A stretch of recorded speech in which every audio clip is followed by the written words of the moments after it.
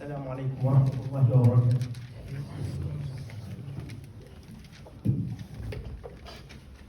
الله أكبر الله أكبر الله أكبر الله أكبر أشهد أن لا إله إلا الله أشهد أن لا إله إلا الله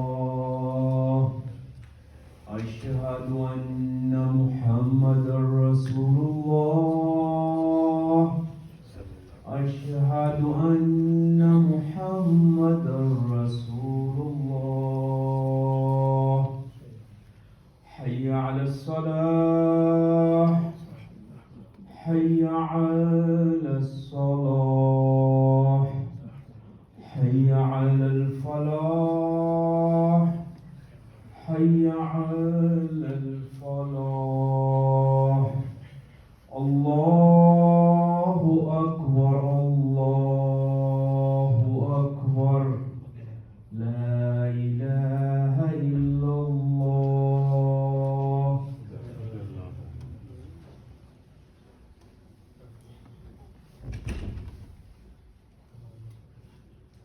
إن الحمد لله نحمده ونستعينه ونستغفره ونعوذ بالله من شرور أنفسنا ومن سيئات أعمالنا.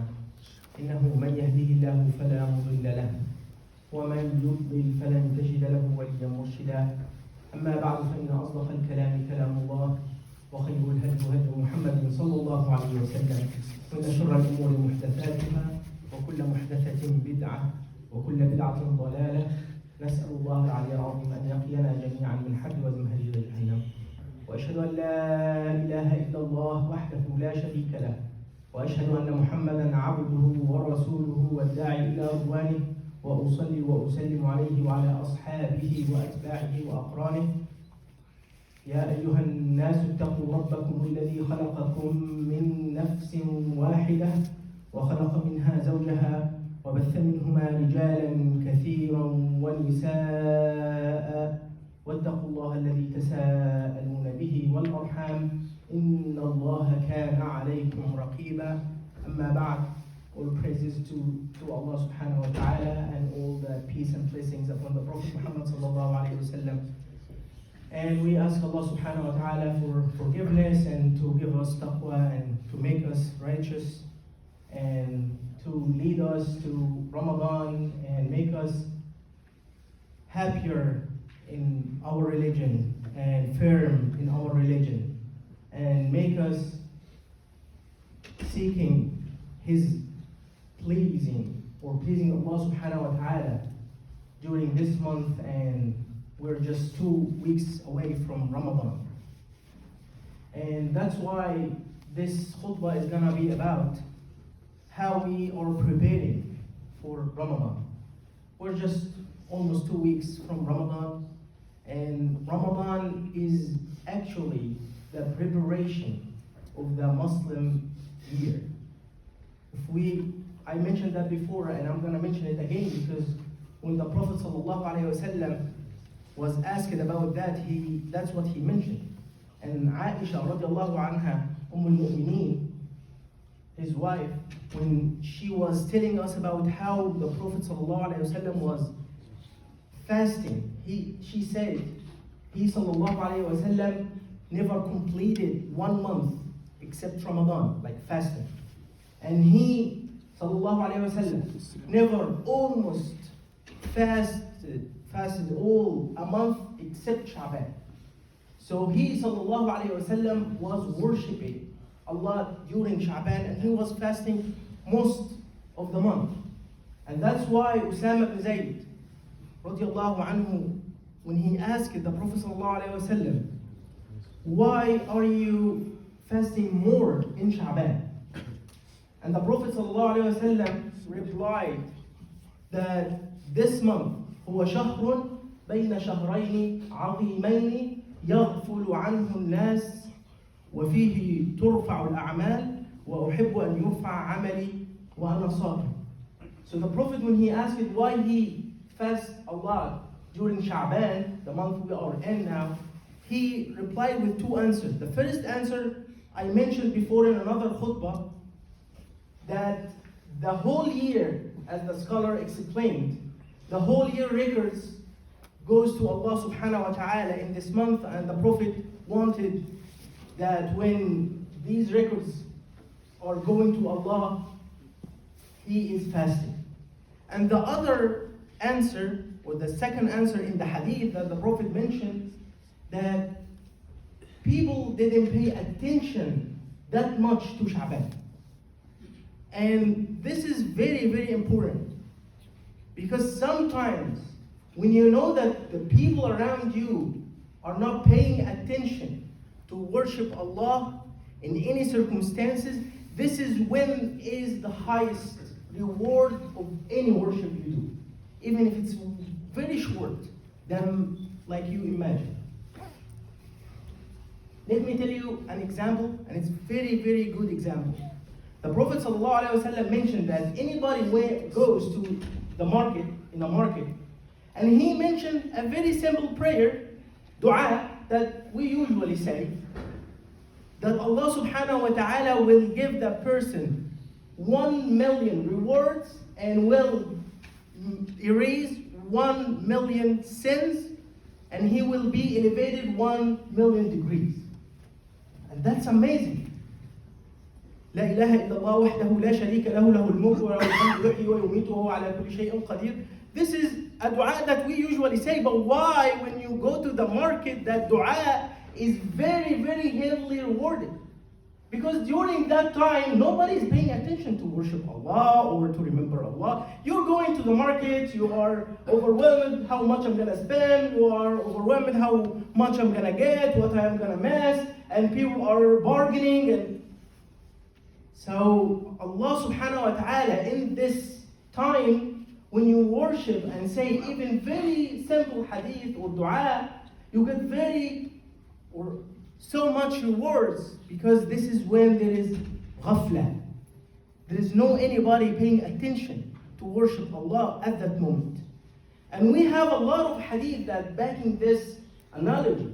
If you think about it, you will find a lot of hadith, and one of them that when the Prophet ﷺ said that there are 3 types of people that Allah is so pleased with, and He welcomes them to the Jannah, and Allah subhanahu wa ta'ala specifically mentioned these types of people. And when we read the hadith, you will find that these 3 type of person, they were doing something while everybody is not paying attention, or everybody left.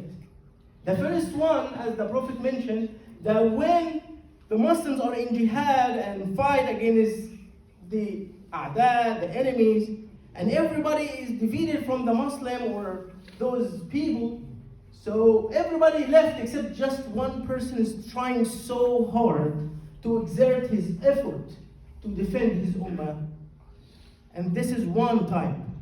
And why? Because everybody left. They are alone. They don't have anybody to beg. They don't have anybody to give them food. They don't have anybody around them, and they still in their faith firm. And that's why their rewards are very, very high.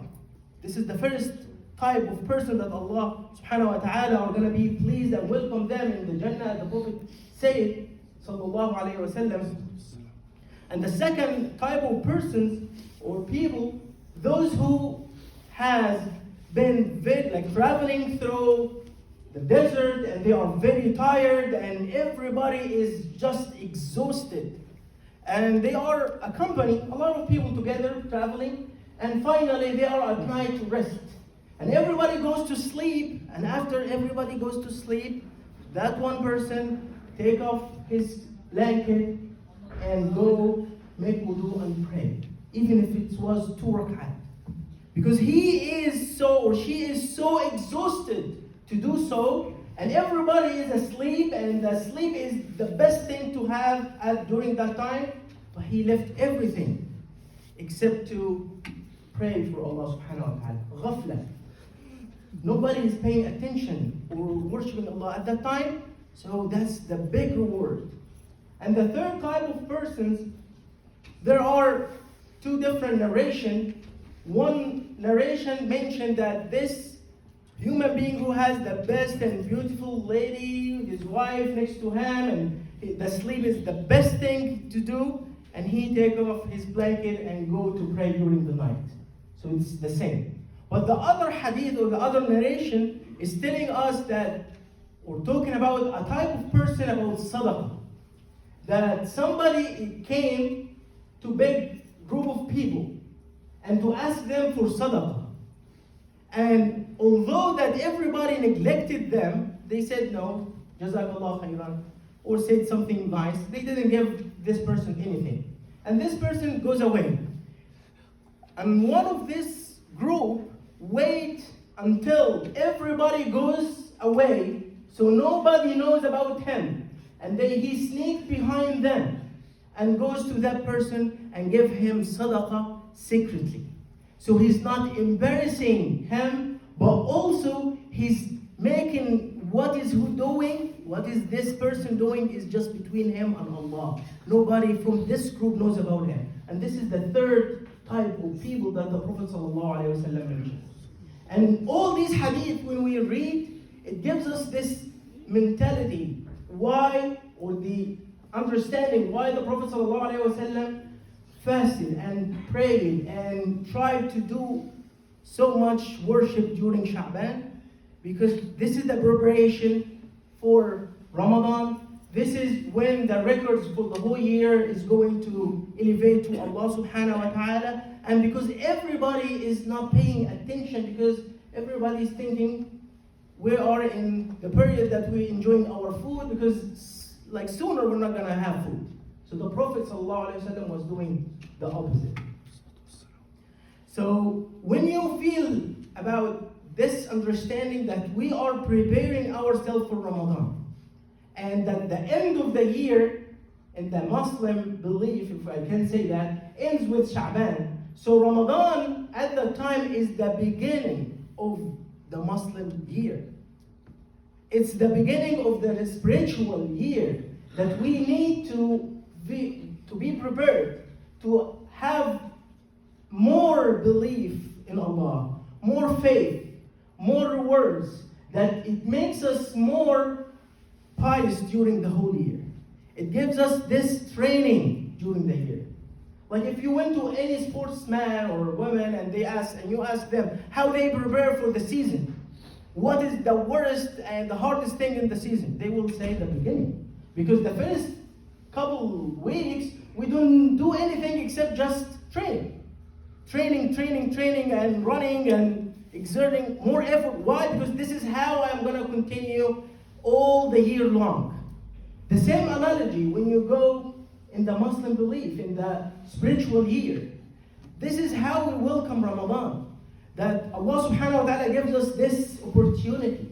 That the evil is away from us. You don't have anything except yourself. So you are trying so hard with yourself to get more rewards and spiritual gaining from this month by fasting from things that it's lawful. Like now you can eat, you can drink, you can have intercourse with your wife. That's lawful. But as soon as the first day of Ramadan comes, the dawn, you cannot do that. So Allah subhanahu wa ta'ala is training us how to prevent ourselves from lawful things.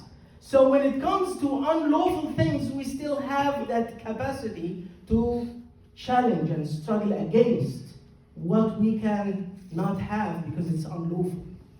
So that's how the Ramadan gives us the spiritual beliefs that we have to acquire the whole month so we can maintain our belief during the whole year.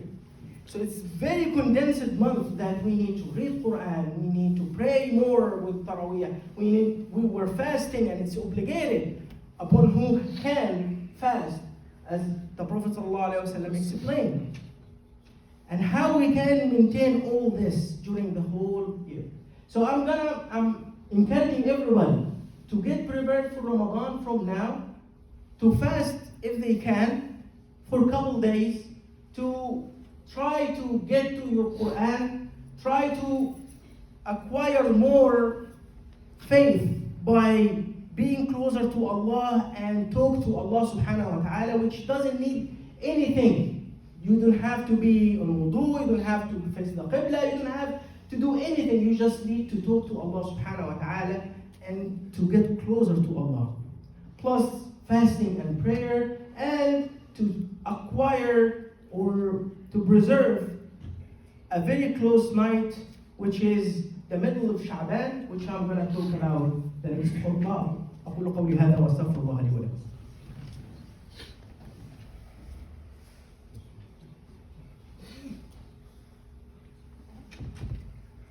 الحمد لله على إحسانه والشكر له على توفيقه وامتنانه، وأشهد أن لا إله إلا الله تعظيما لشانه، وأشهد أن محمدا عبده ورسوله والداعي إلى رضوانه، وأصلي وأسلم عليه وعلى أصحابه وأتباعه وأقرانه وبعد.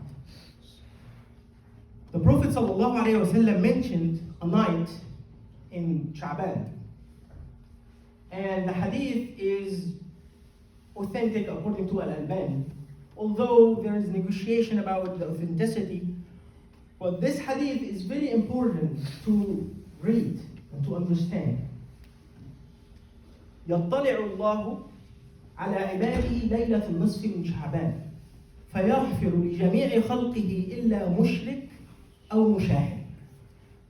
So the hadith, as the Prophet ﷺ mentioned, that Allah subhanahu wa ta'ala looked to all his creatures during the middle night of Sha'ban, and he forgives everybody except those who worship something with him, or those are mushahin.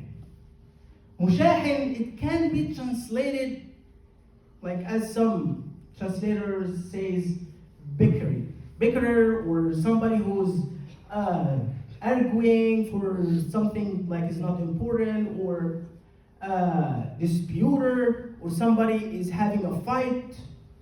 But actually, when I try to go back and understand the word mushahin more in Arabic, it's more about hatred in your heart for somebody.